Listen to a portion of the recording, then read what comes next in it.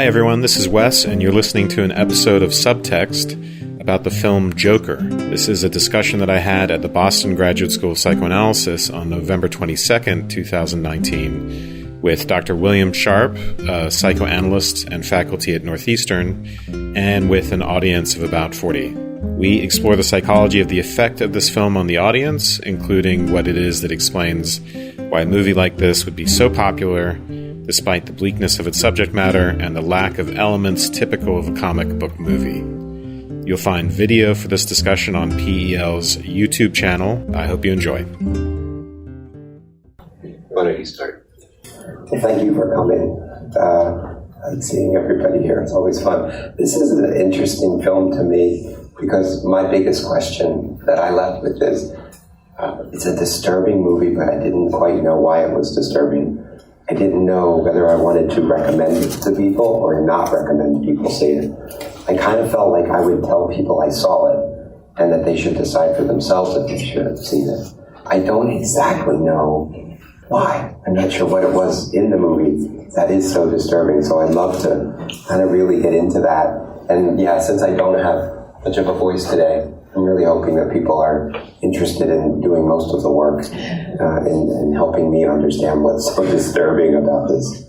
I will start with, I found one quote. I was trying to figure out where to go even in psychoanalysis and Freud with this. But I found one in Jokes in relation to the unconscious. And then I thought to myself, he's a joker without a lot of jokes. It's really not humorous in a lot of ways. But I found one thing where Freud talks a little bit about two different kinds of jokes. So I thought I would just start with that and see where people wanted to go and see what you wanted to comment on it. But so here's what Freud has to say. Jokes are either hostile, serving the purpose of aggressiveness, satire, or defense, or obscene, serving the purpose of exposure. It must be repeated in advance of the technical species of the joke. Whether it is a verbal or conceptual joke, there's no relation to these two purposes, which I thought was just as confusing as the movie. So, I was also hoping the audience would do most of the work, but I told people there wasn't really a talk tonight. It was just a conversation. So I had similar concerns as you, but they were more about why this film would get such a large audience. So it got an 8-minute standing ovation at Cannes. It's already the highest grossing art film in film history. Originally, I wasn't going to go see it because I go to see superhero films anymore. There's just so many of them now, and I thought I should boycott them and only go see other types of films, which seem rare these days. But the thing that actually convinced me to go see the film was the preview of the Joker dancing down the stairs in Queens, and just the fact that it was going to be, there was talk of it being about someone who was severely mentally ill, and I thought that was interesting, and talk of it being dark. So I did not go to the film with high expectations, but I was very impressed by what the director Todd Phillips did with it. And the other thing, recently I saw that scene where he's dancing down the steps in his very, very triumphant way in full costume after having just, I forget who he's killed at this point, but it's something that tourists are now going to those steps in Queens. And in the movie, of course, it's Gotham, it's not Queens, but there are real steps that exist in Queens, and tourists are pissing off people who live in the neighborhood because they are doing the Joker dance. And some of them falling down trying to do it because there's lots of kicks, but doing the Joker dance down those steps, sometimes dressed up in clown makeup. So I thought that was really interesting because even though it's such a dark film, it's really seems to have captured people's imaginations. And it's not just that they go, this is a great film, despite the fact that it has dark subject matter. There's an element of joy, I think, in people's responses to the film. And that's because I think that there's an element that it gives us a kind of pleasure that is actually rare in movies these days, and that is some of the pleasures that we normally see in dramatic tragedy. It's not really, the film is not technically a complete tragedy, so in a play like Hamlet or something like that, the tragic hero starts out as a great person in a sense and then loses everything and often dies by the end of it. And in the Joker, it's a little bit more complicated because we will see him fall apart mentally, but there's a counter arc in which he will be triumphant. He'll become this supervillain. I think that's actually a kind of, despite the fact that he's a villain, that a kind of triumph that the audience can identify with. So you get a very interesting kind of tragic comedy, and I think there are comic elements as well. So some of it really is funny, although the funniness is just in his goofy dance, for instance, down those steps, or in the goofy chase scene, which is really, so the chase scene at the very end of the movie where he's just killed, or it's implied that he's killed a hospital social worker because he's leaving bloody steps behind. But it's a slapstick chase scene in which he running away from orderlies. So we see him disappear down one side of the hallway, and then we see it with the orderlies in chase, and then we see him run back down the hallway again with the orderlies in chase. That's sort of a film trope, like an old Hollywood, Chaplin-esque type of comedy scene. And there are hints that Todd Phillips is consciously doing this throughout the film. So that tragic comedy element, the filmmakers make, I think, very clever use of the concept of the Joker villain, which is this whole idea of being someone who is supposed to be a comedian in some sense, but who becomes a murderer. And some of what that exploits is there is an inherent, as that Freud quote points out, there's an inherent aggression in humor, but it's aggression in sublimated form. And using it requires a certain amount of social skill and connection to people, and it's the kind that the character simply doesn't have. So he's not going to be able to, as we see in the film, successfully be a stand-up comedian because he has too much trouble getting into the heads of an audience in order to successfully use humor. So the way he overcomes that, the way he sort of triumphs over that, is to turn humor into a practical joke gone too far. So in that case, you no longer have to cater to the pleasure or the desires of an audience, the need to win their approval, the same sort of thing that we have to do in social relations. You can just sort of force something out of people by making them fear you. And then the joke is no longer something for the audience to laugh at, it's for him to laugh at. So he turns it around, and then he laughs at your fear.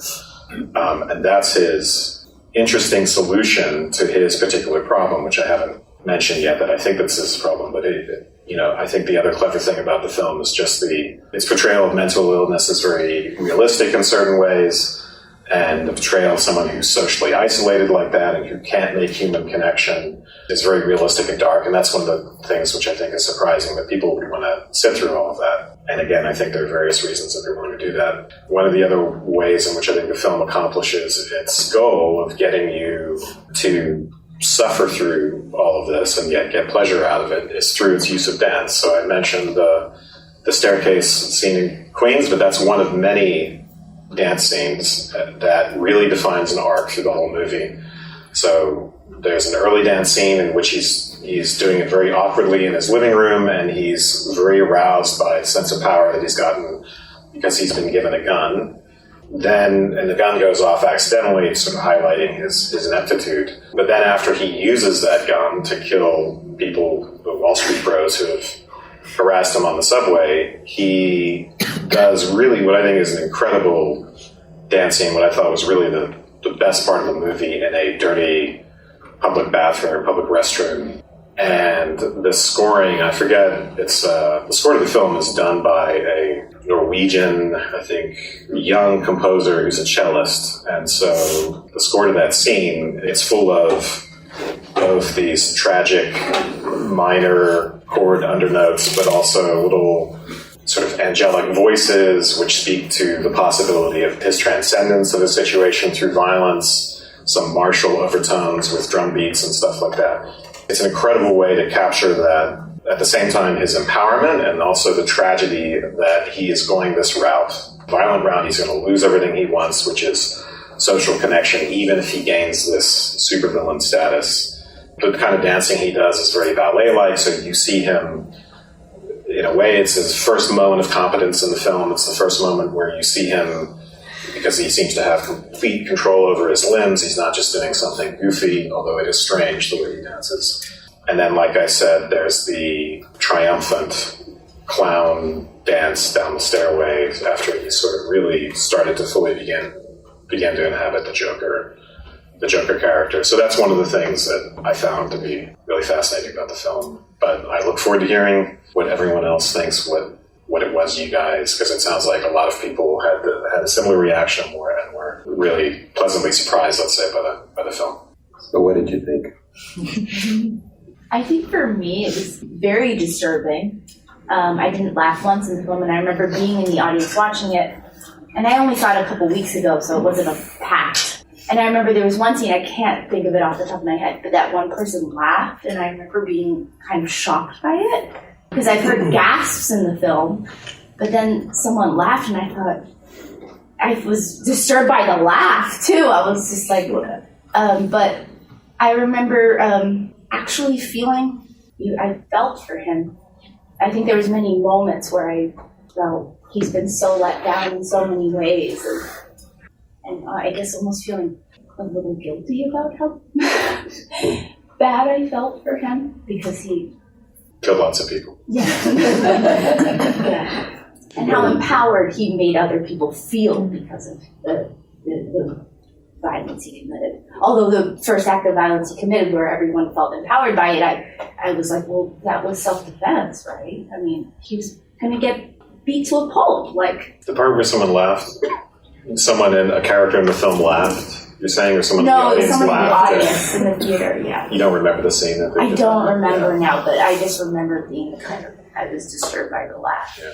I think I remember, wasn't that when the midget guy couldn't reach the lock yes. on the door? Yes. So did people laugh when I watched him in that scene? Yeah, so that was a violent scene where he went off against his old co-workers, but he spared the short man, and they were laughing because he couldn't reach. The Joker had put the chain up on the thing, and he couldn't reach it. Yeah. So they laughed, but he ended up sparing him. Yeah. He had a violent. Right. But that's what I remember when people laughed. I do think that was probably it sounds bad, but that was like a really pleasurable scene for me for whatever reason. Like it was it was like difficult to watch, but it just was, I feel like I felt his apathy or whatever, because it looked like it felt so good to do that. I don't know. So like when I left the movie, I felt like high. Like it was like I had a really positive reaction, which felt so good to do. Which part? Like when he's like beating the guy against the wall, like before the midget scene. Like it's just like I had to turn my head away, but like after I felt like, I don't know, like a rush kind of from it. I feel like I felt probably not what I'm supposed to feel, but well, I don't know if you are not supposed to feel it, but I think part of the pleasure of this movie is that we get some sort of social justice into those aggressiveness, like the violence of it is the result of so much injustice, so much denigration, and I feel that it's disturbing because it's hard to see that we all do have our part in a lot of the mental illness of others, and then we have all these people and then we condemn them to jail after having suffered all this much, and when you see in the screen that little moment where at least they can go out and then be this violent, it's a bit of a... Even that when the talk show host, when he called him on it, the reason you invited him here is just to make fun of me. Like just that, when he said that and how he summed up the movie, I forget now because it's been a few weeks since I've seen it, but there was a line he said where I was like, he hit the He's such a villain, right? Yeah, it's just like, this is the result of society failing people like me. I forget exactly what he said. I don't know if you all remember. Anyway. I think you're thinking of the knock-knock joke, which is the way he leads into the killing. He says, what do you get if you combine a misfit loner with a society that's forgotten about him? Yeah. Like, this is what you get, that's kind of like the whole theme. Like just that, Aside from the implied murder of the orderly, which might reflect the transformation at the end, all of the victims, to kind of paraphrase a phrase from the musical Chicago, they all had it coming. And it created, I think, a lot of identification. It created a lot of identification with them, which is part of maybe why you have people dancing on the stairs in Queens and so forth. And also a lot of catharsis against injustice and so forth. When you think about who the victims were, it kind of set up identification with him too. And it was almost like you wouldn't mind if you found those kids who beat him up and and he took care of them too. You know, like that would have been okay. You know, that's how it felt.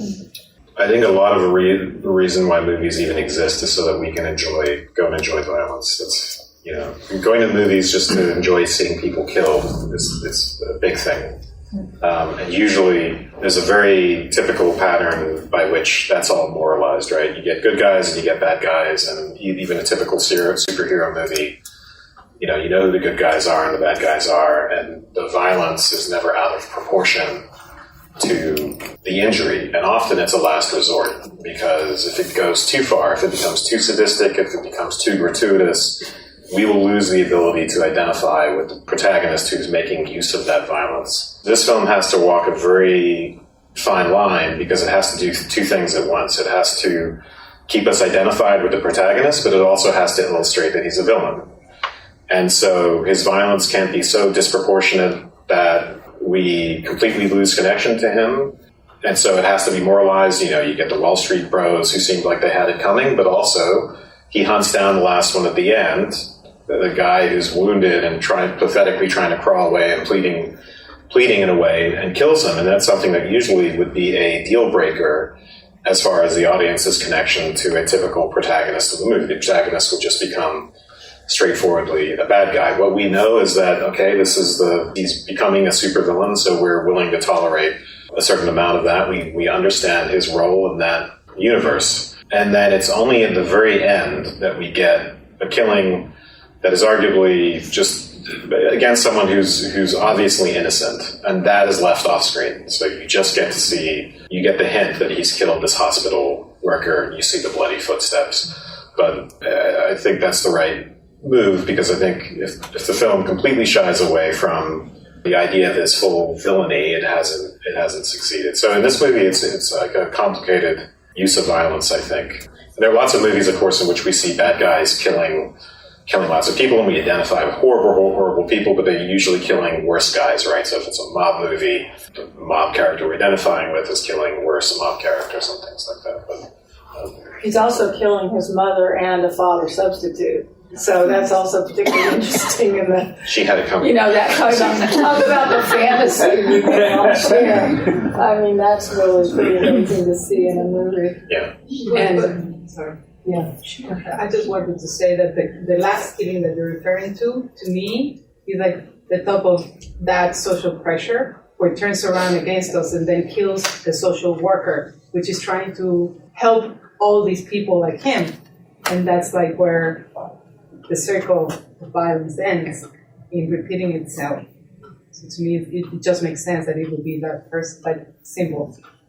But there was something about the social worker that, you know, she actually didn't see him like all the others didn't see him. And I think he tried to communicate to her that there was something about not being seen, not being acknowledged, that he exists, that fuels the violence inside and kind of puts him into bits and pieces, which I kind of think at the end of the movie, all these people that he got surrounded by are these bits and pieces.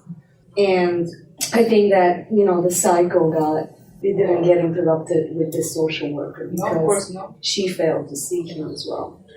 Well, there's two social workers, right? So one in the middle. Oh, they're the one in the middle. Early part of the film, and then one in the later. But for him, they might as well be the same. Yeah. So that's right, which has something to do with with the core of it, like existing in someone's mind in the first place. I think she does name it. You know, she does say, and he says, "How am I supposed to get my medication? And who am I supposed to check in with?" And she does say, They don't care about people like us. they don't care about people like us. Yeah. She goes with him in a way, but I think she misses what he's saying, and it doesn't. He can't see her anymore. Like, he's the one that becomes blind now to the other. Well, no one sees anyone until the very end of the film, when he leads basically an entire riot in the city. Well, that's actually what was kind of most interesting to me, is like this end riot scene and this idea of being seen. Because the role that the face paint or this mask is playing in the film is very significant. And then when Mr. Alwan mentioned that people in Queens are dancing down the stairs, then I was like, okay, so part of the end of the film, when everyone's in this clown mask, everyone is the Joker, then, you know, this is also actually happening as a real response to the film. People are dancing down the stairs, getting in costume. And I'm sure it was one of the most popular Halloween costumes of the year. So, I mean, to the degree of identification and like really playing the role, I mean, it's definitely resonated on a really real level. Well, isn't it a triumph to be able to enjoy the falling? You know, like he's literally going deeper and deeper into his fall down the stairs. And that's where he gets the glory as the deeper he goes. And the more precarious it gets, yeah. But it's like people identifying with him or identifying with his mask. Like with something empty, there's nothing like what are they identifying with? Right. The mask? But he even put the mask on to hide. He had his makeup on, but then he had to put the mask on so he could hide from the cops too. So even he didn't want to be seen for who he really was at that point in the movie. I feel like if I was going to dress up as the Joker because of this movie, it wouldn't be to like because I identified, but rather because I'm like, or maybe because I identified, I'm trying to like push it away from myself and kind of make it funny and make it not as serious. Because I remember like when I saw this movie with my roommates and like walked out of the AMC and at like 1 a.m. or something, and then like walked through Boston, it was very, very uncomfortable. And like trying to get those ideas out of my head, and I ended up having this like long conversation with my roommates about like what like violence and like when violence is okay and like if violence is okay and like what would you do if like someone like did this to your girlfriend, and like because when you identify with the Joker, it's like, oh well, he does this, and like sometimes when he does that stuff, it feels like a normal thing. But I think the people dancing down the stairs, maybe an uncomfortable identification with the protagonist is really what's going on. I think that's the significance of the film, highlighting. I remember even before I saw the film, I saw the trailer, and I labeled it and I said, this is the making of a psychopath. I have to go see it. And now the whole world sees how the system fails somebody who can control his paranoia, tied to medication. Had he not, he becomes a criminal psychopath when pushed to that level, unmedicated, where the paranoia and the illusionary world, and it's done in such an artistic way, when it pretty much guides him through life, and it opens this person who goes on a vengeance. He loses self. There's no more reality. By the end of it, we see Joker that we've seen in those villain films, but it's really this whole path of not being able to control his, hallucinations, learning about violence and trauma, which is usually statistically, right? There's a high childhood abuse when you lead into a path into like a criminal psychopathic life. There's that. There's so many things that add to it. And then you're off your meds, you lose your head, and we see him losing his head. And I remember, this is probably the most important film. I have no doubt, I hope it will get an Oscar, for not just for the role. Joaquin Phoenix did an incredible job, for the directorship, for writing, the music. The combination of it, I could relate, because when I left the theater, I got in my car, and my partner laughed like the Joker. He did this, and I turned around and went, did you just do that? Because I felt like I was in this film where the shade of a tree didn't look the same. I felt disturbed. That whole translated to me, and it was really scary. Where the world seemed like a scary place. Please tell me you just did this, that I didn't just imagine that you and that laughter shook me. Oh. I would agree that, society definitely failed him. But I'd also say that, he's intensely happier when he's off his meds and going crazy and killing people. So, what really was his quality of life when he was on his meds and not hurting anyone? He was kind of, pushing in and pushing in and pushing in. And then he was off his med, and he's probably a more self-fulfilled person, killing everyone. I mean, the only pleasure he can get is, beyond what is, if he lives a life that's totally desolate and, sorrowful. Or he goes beyond. The only pleasure he gets is transgressive. So it's the jouissance. It's beyond the thing. And I think that's again why people are dancing down the stairs. They're filled with that sense of this guy did it. Whether it's someone had it coming to him or whatever, he went beyond what's permissible. And that in itself, that freedom. This is a way that he can connect to people. So if someone really is, if they really have lost all connection to humanity, then unfortunately violence does make sense. I think we tend to think, that we can help them, and so it doesn't. And of course we have to stop them anyway, because we care about the well-being of ourselves and society. But from the standpoint of someone who really has lost all connection, if violence is the only means, and it makes sense internally to pursue it. The movie needs that. Like, the protagonist, if he's not to become dramatically inert, has to be doing the best that he can under the given circumstances. So it's important that we don't just see him as a victim of society, because then he's without agency, and that becomes uninteresting. He has to be more than a function of social circumstances, and yet there are real boundary circumstances under which curtail his options, the options for his agency. But I think we, as perverse as it might be, we can identify with his social alienation, or the fear of that type of social disconnection, that ostracism. We can all at a deep level identify with that. And so we can identify with the violent vindication that would restore us. Well, I want to talk more about, because you just brought up the word alienation. Well, this is, in the first place, is Hegel's term, and next it was like used by Karl Marx. Well, Marx's way to use this word alienation is that he first said that the workers are alienized, that their labors, their works are alienized, because the works no longer serve for themselves; they serve for the capitalist. And the more they work, the capitalist becomes stronger. The bosses, the rich, become stronger, and in contrast, they become like weaker. The more they work, the weaker they become. And in this case, the laughter. Well, there is one criticism in like Zizek or something like that, is like we need some kind of like a surplus enjoyment to maintain this whole society structure. But the Joker is not the case, because Joker, he alienates not only his work but also his enjoyment and his laughing. He provides others with laughter, with joy, with enjoyment, but at the same time, as an alienation, he lost it for himself. There is an alienation of his laughter. He have to like provide laughter for other people in order to earn money or something like that. But at the same time, because it's an alienation, he provides the jokes or something to other people. At the same time, he lost it for himself. He no longer feels enjoyment in it. So enjoyment in himself. I mean, telling jokes, or in jokes, in anything that the society provides to maintain the status quo. Well, the society, like like cultural capitalists or something like that, the cultural scene, like the movie, something like that.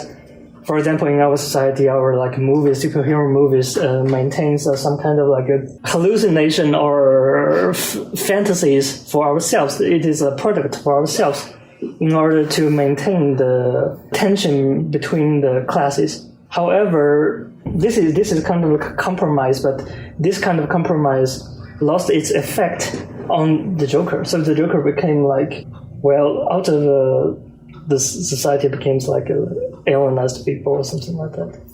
Well, I'm trying to think through what you're it's a very complex comment, but interesting, so I'm trying to think it through in real time. I had an association. My one association while he was speaking was that somebody was making money selling all the Joker masks. So it was really hard to escape capitalism in that particular way. Yeah, just thinking out loud, I'm not sure this will be helpful. So labor, in order to not be alienated, has to be a way of achieving recognition. So the sort of thing that Ms. Rorschach was talking about, his feeling of invisibility, some of our sense of self, and this goes to Hegel's psychological theory, is built up of the recognition of others, which is a very fraught relationship and involves what he calls a master-slave dynamic, the kind of obsessional need to try and control the recognition of the other, and then working out of how you're going to resolve all that stuff. For Hegel, what the slave got out of their position is the ability to know themselves through their work, so to actually sublimate, to actually have that kind of maturity. And in the position of mastery, that manic defense, you don't get to sublimate, even if you get to dominate other people, even if you do succeed in controlling them. So I'm trying to connect this to. For Marx, it becomes hard to sublimate. It becomes hard for you. Your day job no longer becomes something satisfying and pleasurable and enriching in your life if it's driven by a division of labor where you're doing horrible industrial jobs, right? Repeatedly doing something on an assembly line or something like that. So in the case of Arthur Fleck, the Joker character, obviously he's looking for that. He has an off the beaten path kind of job, and he aspires to it. So he wants to be a stand-up comedian. He's being a clown. He's doing in a way all the right things. He just lacks the social capacity to do it. I'm not sure I see a clear connection to capitalism in the film. There's a circumstantial connection in the sense that he's not provided with mental health services. Anyway, sorry, I'm trying to think out loud. Maybe that's helpful. But he also represents society. I mean, he is an individual. As an individual, he's mentally ill, and he goes through all of that. But what he does represent society, and I think the comment about Marx, I don't know Marx very well at all, but just as a member of society, and at the end, when he is dancing again on top of the car, and all these people are kind of like looking at him, he's created all this chaos by his actions, fighting against the man, as it were. He would deny this, though, and he does deny it, and I believe him in the film. So no, he totally his ambitions are not political. No, they're not. It's important that they not be political. It's important that other people be providing the political integrity. It's important that the populace of Gotham be politically aroused by what he's doing. But for him, the objectives can't be political because that's not the way he thinks of people. He thinks people are, as he said in the talk show, awful, universally awful. And that's a very important conclusion for him psychologically. But go ahead. I think people disagree. I mean, he's not political, but the fact, he's basically in a clown assembly line that's disconnected from his laughter. Like, a clown makes laughter, he doesn't laugh at what's funny. It's like that disconnect is kind of like what you were just talking about, the alienation, what he creates as laughter is something that he has no connection with anymore in this kind of society. So, I don't know, I think that is what I saw. And he also caused the riot on the subway as well, when everybody's wearing the masks and he needed to escape. And the gun accidentally went off, and they started beating on the cops, and the cops ended up getting beaten. And he caused that. He didn't know that he caused it, or I think he was actually pleased that he caused that. But, he's apolitical, absolutely. If at any point in the film the directors had him purposefully lead a riot, no, they didn't. It would have been a dramatic mistake, but sorry. Yeah. He's right, the film does try to make the connection that, and I think it ties into the victim of circumstance kind of thing that keeps getting brought up. But I don't, while it's he didn't have his meds and this, I think that he would still feel equally, powerless even if he was in a higher social class or powerful. If you look at, a Nero or a Caligula or something, very, very powerful figures who were very, very crazy, who ended up just being, I think, killed by people around them. So I don't think, social class really plays into it that much. I think Joker's supposed to function sort of as a Rorschach test, where you're supposed to impose whatever enemy against Joker that you would like to see. I guess maybe if you're left-leaning, you see him as a victim of capitalism, or if you're right-leaning, you see him as a victim of a godless society. So it's really for the audience to make up their mind. It's a complicated issue because we're all victims of capitalism, but he's also the victim of a very severe developmental trauma. So then it becomes a very complicated question of how those play together. But I'm not in the psychoanalytical world or anything like that, but I very much saw it as a critique of capitalism. The class edge, I thought, was pretty clear. He's poor. He's, as you were saying, alienated in a menial, low-paying job. The alienation was clear. I thought it was very tangible. He's angry at billionaires, the people that run society. They play on this a lot in the movie. They have pictures of these wealthy, successful people talking about how their belief in a meritocracy, they got there because they deserved it. The other people don't really know how to save themselves, and they need these, basically the aristocracy, right? Rule by the best, who need to save these pathetic underlings that can't somehow figure it out. I mean, that whole conception of society is placed in question by this film. I mean, and then, yeah, you pointed out, I think correctly, they drew a direct link between the types of things we're seeing under capitalism now and mental disorder. We know there's a correlation. I mean, I don't know all the technical research, but we know there's a correlation between the two. We're seeing it now in reality. That's surely part of the reason why the film is so popular, is people see its contemporary relevance because of that. But you pointed out, like, he got the funding cuts, he couldn't get his meds. Like, they're trying to draw a direct link between the way this social system is working and his problems. They don't portray him as just an isolated, in my opinion, they don't portray him as just an isolated freak with problems. Like, there's a reason his problems and his revenge that he takes on these Wall Street guys inspires a mass movement. Like, his problems aren't his problems. I mean, he has a severe case, he has lots of trauma, but his problems are felt by lots of people.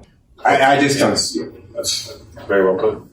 Did you? I thought you were going to say something. I was just going to say, because we were talking a little bit about like the mental health components of the film, and I mean, it did directly tie in terms of, I mean, having the social worker, but even, you know, eventually it went into kind of his history and the mother as being a schizophrenic and a few other things. But I remember, I can't recall exactly what the case was, but like, I remember it didn't make sense. It seemed kind of like conflicting in a lot of ways in terms of the psychological background they were giving. And for me, it seemed like the film, if anything, like, was a critique of, or it showed our lack of ability to actually understand mental illness, like on a very basic level. Because in a sense, I was like, oh, I like don't know like what this guy is, like what this is about, like what his situation, what he's presenting with. There are all of the like sociological elements in play, but as far as like getting a sense of this character like clinically, I was like, oh, like I can't touch this. It's all like really convoluted and we don't know what's going on. The cases don't make any sense. And I was like, oh, that's actually pretty accurate. We like really don't know like what this type of thing is. And like we make a really good attempt with our particular work to arrive there. But something about it seemed beyond what could be conceptualized. And that's why the Rorschach comment really resonated with me. It was like, oh, we're creating the meaning. Like this is just all there.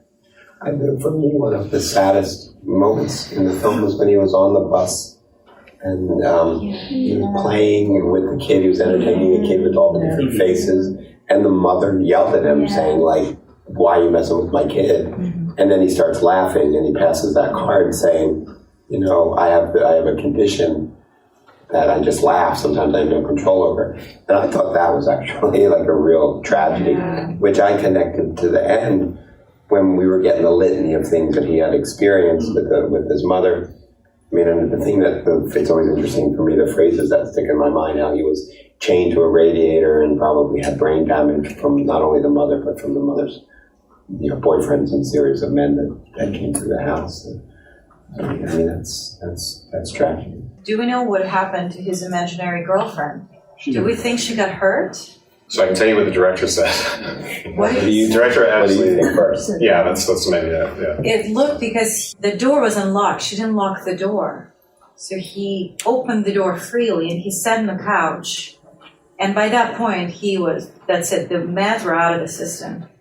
And there were all those moments where you could see he was actually by himself, but he imagined her. This whole relationship was beautiful. And she comes out and says, I know you. You're the neighbor from upstairs. Because that scene with the elevator. And this is the moment where we know that was not real. That's a very clear illustration to the audience that he imagined the whole thing. And she says, and he looks at her and says, I had a very bad day. Yeah. I was so afraid that, to me, it looked like she didn't come out alive. Because there was no follow-up to tell me that maybe she was okay. Did he leave? I don't see him leaving at that point. Did he have a gun with him? I don't remember. If he did, he probably definitely. When did that happen? What was the sequence? Where did that fall in the He had sequence? just figured out that he had been adopted, and then he left the place and it was like raining and he went to go. I think he just killed. Did he just kill his mom with a pillow? I think It was right after. Oh. So he came to the closest next person to him, which was his imaginary girlfriend.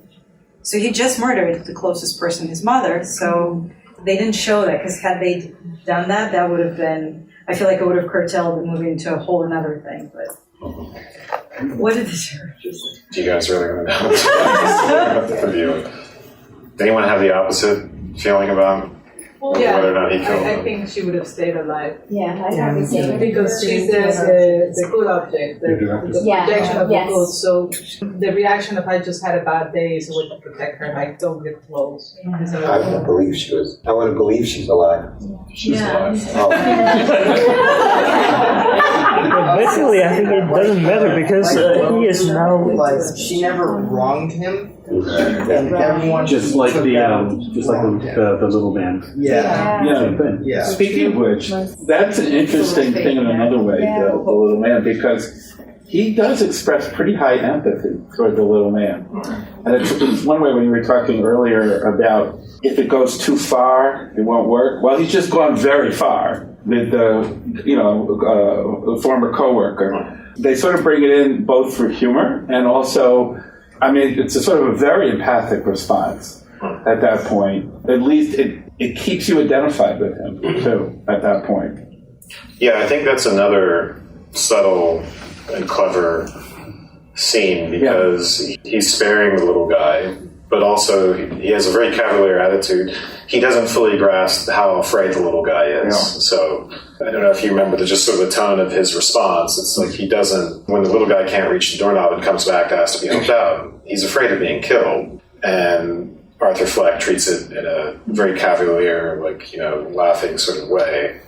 But on the other hand, I think your point is right. He's highly empathetic in his own way. Because you saw him being put down by society as well, by making fun of him. I would understand this way because I remember that I saw in some kind of like a TV series or something who said that it's powerful to kill somebody, but it is even more powerful to spare somebody. So he is now the one who has power. So it is his right, his power to spare his or her life. The little guy, he can kill the big guy and spare the little guy, but he can also kill his mother and spare his mother and girlfriend. It's up to him. And he becomes someone who has power. So it is actually, I think it's some of his game. I still think some humanness comes through there. That it's not just the power trip, but because he is identified with the small guy who's been prejudiced against and so forth, and there is an empathy and a connection. I did see it as a mix of those two things. I felt something sadistic about how cavalierly he reacted when the guy came back to ask to be let out, and it was really disgusting and horrifying in a way. Just the Fleck's lack of comprehension. In a way, it's like he failed to comprehend how awful and traumatic what he's just done is to another person. But on the other hand, I think you're right. He's observing a kind of code there about who deserves to be spared and who doesn't. So I think it was walking that kind of line that I described before. But it's trying to go over it enough that you feel, at least I felt really disgusted and horrified by all that. The violence is moralized, the guy betrayed him, gave him the gun, got him fired, all that stuff, but still, it's repellent and it's not the type of things you would see in many of these types of movies. It's a graphic, violent scene. It's gets some real complexity in there with all that stuff. I think there are a lot of things about this movie that you don't know what's real and what's not. And I love that about this movie because it really stays true to the Joker where his past is unknown and it's a multiple choice. And Arthur is not a reliable narrator, so the entire girlfriend scenes were not real. What else wasn't real? I looked at some YouTube videos, and if you go back and watch the movie, all the clocks say the same time. It's not your thing. There's that scene where he's talking to the social worker, and it does a quick clip to him just banging his head against the wall in the white room. So how do we know that social worker's real? Is she the same, his idea of the same woman at the end?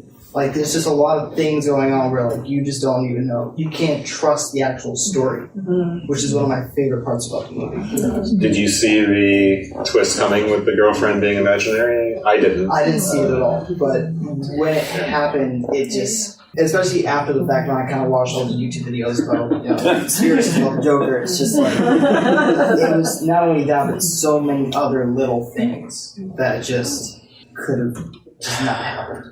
A little closer to the answer of why is this movie so disturbing. Well, I wanted to respond to your comment. I actually thought that the girlfriend was imaginary because wherever you have the image of the mother who's kind of horrible, you're going to get the imaginary image of someone who's wonderful. And, in that sense, I kind of thought, I guess he kills his father and his mother, which is, I kind of looked at the movie as this big, giant wishful thinking in terms of, like, the Joker is, maybe a little bit of each one of us. There's like a Joker and we want to kill our mothers and fathers in a certain sense. But then he actually goes off and does it because he's out of control. And then he also gets his imaginary, kind of friends to support him in the whole ordeal. And then the more he imagines, the more imaginary they get, the more his actions become more and more horrible. Like, eventually he kills people. Right. So there's like the split grows and grows and grows through the movie.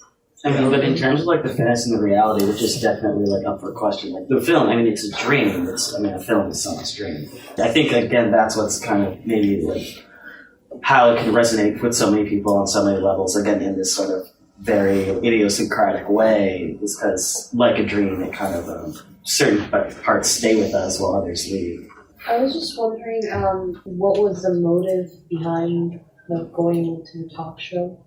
Because he goes in so emotionally charged, and he thinks that's when he's going to kill himself with the joke. But then he kills the host. I was just wondering what did he expect? Did he really think that he will be well received with the show? Did he not think of the possibility that he'll be made fun of?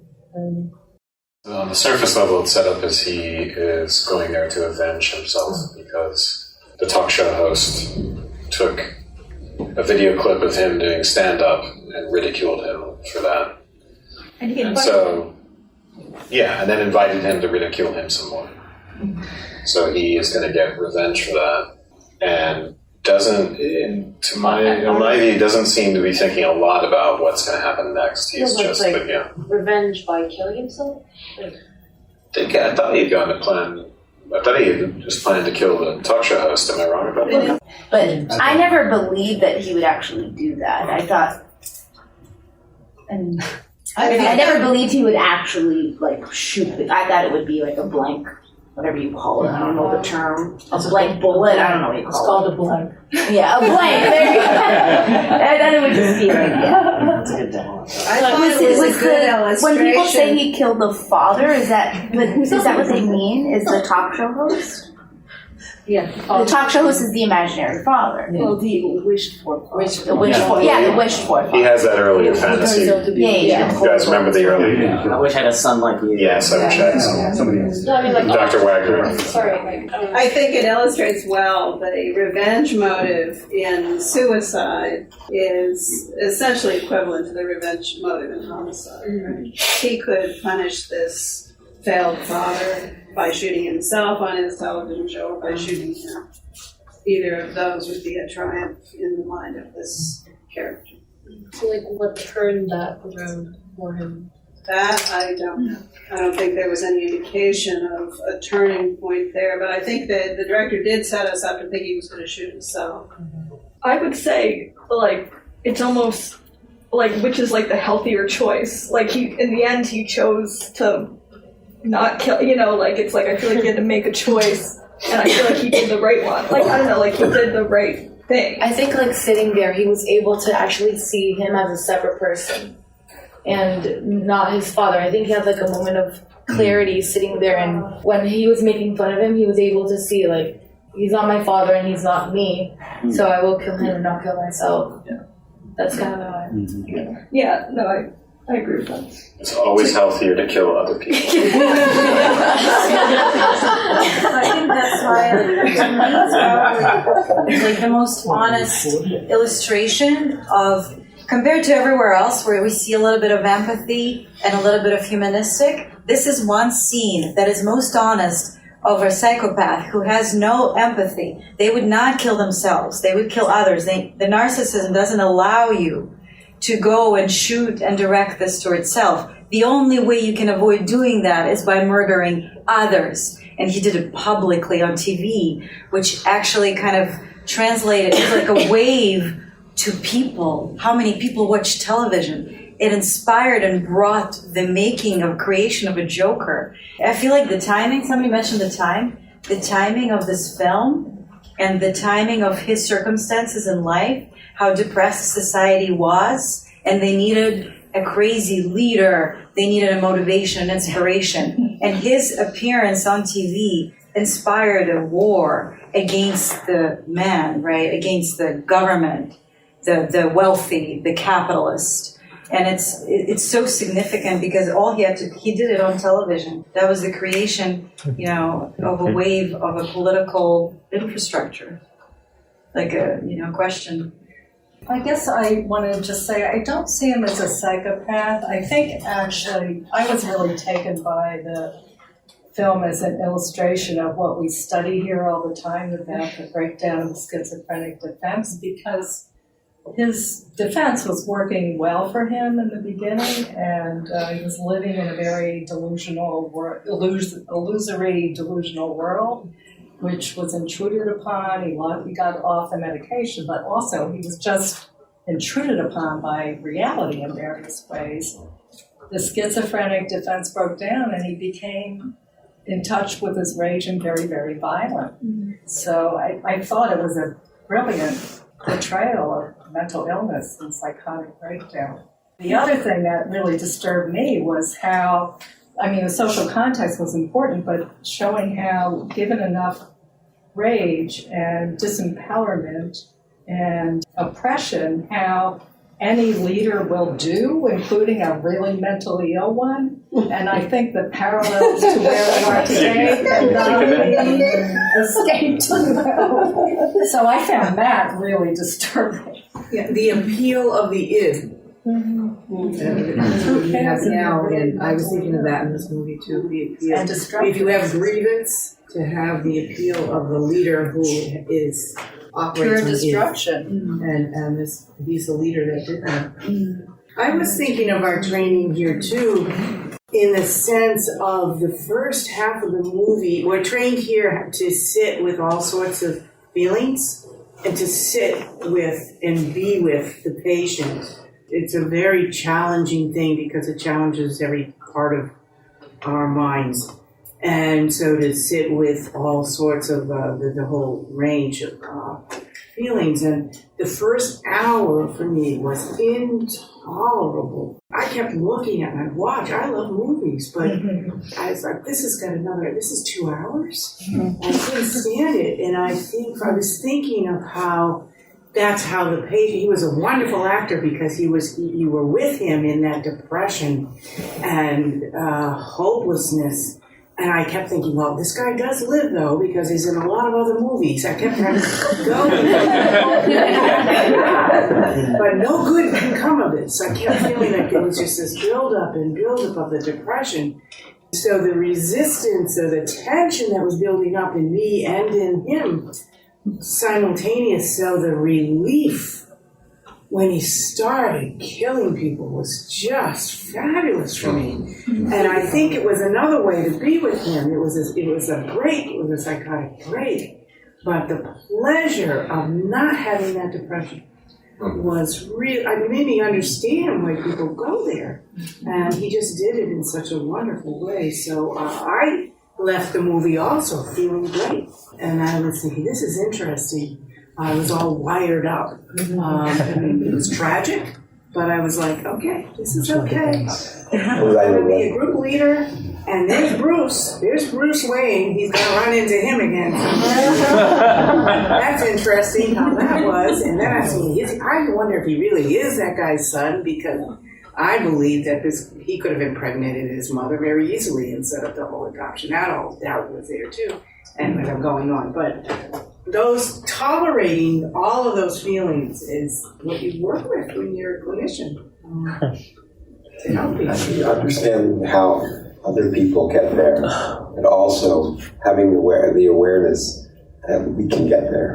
Yes, that's the mirror part. The film for me is how, if you really honestly sit there, you have to put yourself in the role of the Joker, the role of the protagonist, and how quickly any of us could slide in there. And that's, I think, what's really disturbing to a lot of people. I said I saw it once. I immediately told you, I think we have to do a movie thing on this. And then I was like, okay, once we agreed to do it, I'm like, I need to see it a second time. And I spent about 4 weeks of avoiding it. So I have not seen it a second time. I've only seen it once. But some of the imagery just stays with me so much. My experience in watching this movie is like good all along, because I think I have read a lot of Marx, so I think I was traumatized before. I was traumatized by Marx? Yeah, you're right. In Marx criticism, actually, I've seen like a lot of like facts that's really disturbing. For example, like how much does the worker's work actually goes into himself? That is like a very little percentage. They're like Marxist economists analyzing and calculating all of that. So I was like traumatizing like previously, but like I built up some defense on it. So I actually felt like really 100% good in watching this movie. So revolutionary action. I recommend you all read some Marx. I think it is good for like a psychoanalytic practice. I could have a Marx in the Joker class. I have a question following Dr. Schneider's comment. Was when you said the breaking down of the schizophrenic defense, you said it was the illusion. The illusions no longer were illusions and delusions. Enough. Yeah, yeah. It's okay in the beginning in this very illusory world, right? Yeah. But then it made me think. So with the father he wished for, the talk show host, that idealized father. So is that part of the connection? Is once he saw that this man that he idealized was making direct fun of him, was that part of the unraveling, once he realized, like, wake up call? This person I idealized his mother. He really idealized his mother also, and he was taking care of her, and turned out she was a horrible mother when she found out, right? And then killed her. Right. Yeah. I'm just because I'm wondering what happened after that. Don't bathe her. Yeah. Because you might have to kill her. Yeah. I'm just wondering. I now want to watch it again because I just want to know what happened. Once he saw that in the hospital room, that scene of the talk show host, he was so happy, and then you just see him crumble as he watches it. What happened after that? Does anyone remember? I'm going to watch it again. I don't remember. Well, I was wondering about the refrigerator. Yeah. When did that happen? What was that related? That was like banging a head against the wall. Like that was a clip that like I think. We went inside the fridge. Yeah, he was preparing for to go to the talk show. Yeah. Timing. It was Yeah, the scene like he was still in the kitchen, but then like that happened, and there was no like follow up of like what it was just like, do a new scene. That was a completely improvised scene, by the way. Yeah. That was not in the script. That was just Joaquin Phoenix did. As was the dancing scene in the bathroom. Can I say something about the? I don't know how many of you are familiar with Roland Barthes, the French. I thought it was going to be Marx related. That is not Marx. Well, he is the one. He's a French philosopher, and he suggested a theory of like the author is dead. The death of the author is the author. Yeah. You don't actually have to like interpret all the details of this work, because even the director himself doesn't have the full right to explain it all, because it is not made by him his own, but also made by all the ideology or the society or the basic things. So he is not the only author of this, so he does not have the full right to interpret it. Also, it is actually everybody's right to interpret it, or even you can put in some plot into it. I mean, you can put in your own plot into it and to make your own version of stories. And many people's stories can make like a variation, something like that. I think you can understand this way instead of like discussing about what really happened here and there. I think that is not that meaningful, maybe. Well, it's a very complicated topic, and I'm going to plug my podcast partially to we did a big episode on authorial intent, and we read that essay and many others. I'm not sure. I think that might be a false dilemma, and I think you can look at it in both ways. You can be very anti-authorial intent, which I share that with you, but you can also be interested in what really happened in some other sense. But I thought some other people were getting ready to respond to that. Yeah. Speaking of the author and speaking of the dream, I'm thinking that, and I think you said this in an earlier context, that the Joker character in the Batman films is in the mind of the audience. It's not in the mind of Fleck. So if you think of whose mind the story is taking place in, part of we are, by the hand of the director, writing that part of the story into the psychotic decompensation of this individual person in the social context that we see in it.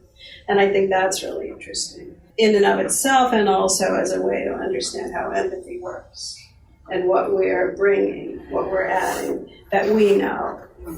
And the other thing is you could read it, you had mentioned the dream movie, you could read it as his retelling of his life, his imaginary telling of his life while he's in the hospital. What if he's in the hospital the whole time and he's soothing himself by telling this story about how he became a cultural icon and so on, telling and retelling. So again, that could go to what you're saying about the suicide and the homicide. He's playing, I think, with ways to tell his story if you're looking at it as a retrospective telling. And in that way, it's very much like, someone coming to analysis and telling you the emotional story of their life. It's not always the same story. There are new things that occur. There's a context that you have as the analyst that you're bringing that the person speaking to you doesn't necessarily know. And it's very much like the experience of watching the film and the layers of empathy, therefore. Well, and that possibility is raised at the end with the ending. That might all be a story or a fantasy. So that did happen. There was, because I couldn't remember if that scene was there, and I was like, I think the whole everything into a whole different dimension. Yeah, so I think that in itself, one, it's almost reflective of the conversation and how kind of dream-like environment that this band these crop up. Because I couldn't remember exactly that it occurred. So yeah, it's kind of like Alice in Wonderland. At the end, what are you talking about? That like there's some scene at least that where we have a sense he's back in the hospital or he's there, and it becomes a bit perplexing if any of this occurred, if any of it was real or if it was fantasy. And I think that pivot point is also shows a lot in our responses to that, and what really happened to this film, and is that meaningful, and all those sorts of things. Dr. Wagner, can you say a little bit more about how you're using empathy? I don't understand quite what you were saying with empathy. Well, I think I'm using it in different ways, but one answer to Dr. Sharp's question about why the film is so disturbing is that we are feeling sympathetic with a character who is a murderer and an out-of-control maniac. It's necessary to be able to connect empathically with anyone and everyone, right? If we're going to survive our current condition, or if we're going to talk to another person, if we're going to be an analyst, if we're going to be an analyst, these things we have to feel everything, and we have to feel ourselves into the subjectivity of the other person. be affected by them, be occupied by them. And the movie really occupies the audience. You have about 10 more minutes, so if you haven't said something, here's your 10-minute warning. I think there was so many uncanny moments in the movies that I found myself feeling like I know stuff about this, I know the reality of it, but then I found myself lost again. And I think they did a great job in terms of positioning the audience in a place where some of the very primal fantasy would come up that we all know of, but at the same time we don't want to know about. So I think that's part of the reason the film was particularly very disturbing, and we don't want to go and face that again. It really talked to the unconscious, I think, in some way. I want to piggyback on that comment that also the character was really well made because there were so much overlap of different characters. You could see Quasimodo, you could see, like, there were so many different overlaps of the ugly parts of us that we don't want to see. And I think that's part of it. This was really a movie about the shadow and shadow repression, where the Joker has just been repressing all of these violent tendencies with the exact opposite about making people laugh, making people smile, when in reality he fails to properly integrate his aggression and really stand up for himself in a healthy way, whereas a scene in the Wall Street scene where he viciously guns them down, where he could have just ended it in a less brutal fashion, and he becomes sort of possessed by the shadow and he continues to kill. Yeah, I think that's a very good point. There's lots of aggression and healthy self-assertion, and that's one of his big problems, is socially, right? Is doing that. He doesn't know where to draw the line, and the only place he can be is in a completely overcompensated place of aggression. Sorry. Yeah, earlier on, one of the things I was thinking about was I was going to ask a question why did this make me think of the way I look at homeless people so much? But I think with the reflection stuff, it really helps because you see them, especially if it's an absurd homeless person, they're talking to you and stuff, and you have to really interact and it's the same way where it's something that you could be that you don't really want to. Yeah, well, what is the feeling? Sorry that you got. I don't know, the same feeling when I left the theater, the dread, I never want to watch this movie again, but it was really good. With a homeless person, I mean. Well, not someone who's done it, someone who you can tell they're kind of whack. And I remember I was outside a liquor store once and this dude walked up to me and big dude, and then he started talking about some random thing about aliens and stuff, and it was all right, well, what's he gonna do? And if I'm a little neurotic or if I'm a little anxious, could I end up being that way or falling that far? It's almost like when they in high school when they would bring a guy who's I had my whole college career ahead of me, and then I got addicted to heroin, and I come from a great family and all this stuff. Yeah, there but for the grace of God. Yeah. Or whomever. I think we invoke the idea of the shadow in an archetypal way too, that the stuff we try to get rid of, I'm not going to remember the quote exactly, but it's something about how we fear them, and if we just let them kind of fester in the corner, they'll form a mass and come out, and it'll be the return of all that stuff that we're trying to not see in ourselves, and we only see it in people, and that could become a real problem. And I think that's kind of also gets to what your comment, Dr. Snyder, about how people impinged in a way that they just kept upping the tension level until we get to what Dr. Hugenberger was saying. There's just so much pleasure in finally killing. At least it relieves the tension, drops it down.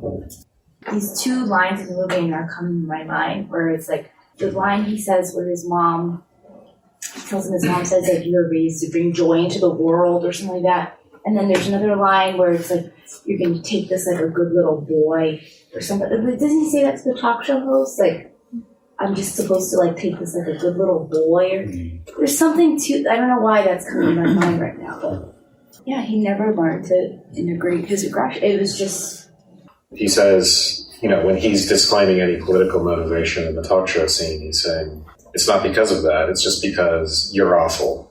and everyone is awful. Which there's an element of truth in that, right? There are elements of truth in everything that he's learning to do. He's developing perverse variations of, developmental necessities, being able to stand up for himself, understanding that people are awful, but, he should also understand that they're not completely awful and that. So, do you think, when they pull him out of the car at the end after the crash, was that like Jesus symbolism or? Oh, he rose from the dead, yeah. Oh, good. I'm realizing and thinking about it that, there was a lot of violence and some of it was disturbing, but the worst thing for me was hearing his history as a child. Yeah. That was horrific. Yeah, was there any point where people teared up or what was that? Was that the childhood part? Yeah. The point that in the bus where he was actually trying to interact with the child and the mother which I kind of wonder what the mother. Does that imply that anyone with a childhood like that is going to be a mass killer? No. I don't think so. Situation. Yeah. But what was it about him that drove him to do that versus somebody else who has a similar childhood that doesn't do that? You had a case, a kid who was worked with for about 2 years or so, who was adopted and who makes very little contact. Sit or lay down and just doesn't ask much from me. Things had escalated and then finally got his parents to come into the session and began to understand. This kid talked about how his parents never got it right. Everything they did was wrong. And that there's no hope in the future. It's never going to get any better. So the past was horrible. The future's going to be horrible. And the one thing that he said, and this is a weird kind of association, where he just said, if you break a phone, you can break a phone 100 times or 500 times, and then that's it. After it's been broken 500 times, you just can't do anything more. And in that particular moment, I really understood that this kid feels like he's broken beyond repair. Being able to get him to accept what he actually has in this adopted home is part of the work, but he's in an environment, if we can help him stabilize in it, because I think his tendency is to want to get out, right, to destroy this home and to prove that he's just no good. We have that tendency to want to repeat this destructive rejection because it's actually much scarier to think about being in a place where he actually is loved and these people invited him into their home through adoption.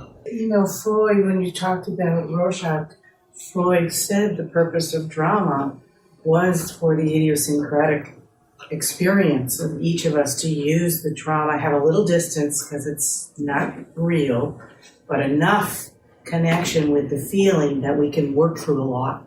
We can identify with all sorts of people that also experience a lot of feeling that we might not in an intellectual way. And I think this evening, it's an idiosyncratic tapestry. I always love our discussion of movies because everything people say has value and it weaves into something. And we could spend a lot of time talking about this movie. I wanted to remember all the songs that were in it. That's Life at the end was perfect. I wanted to go download it. It was a really powerful movie. And you two really made this happen. What you brought to this discussion was really, really wonderful. Thank you very, very much.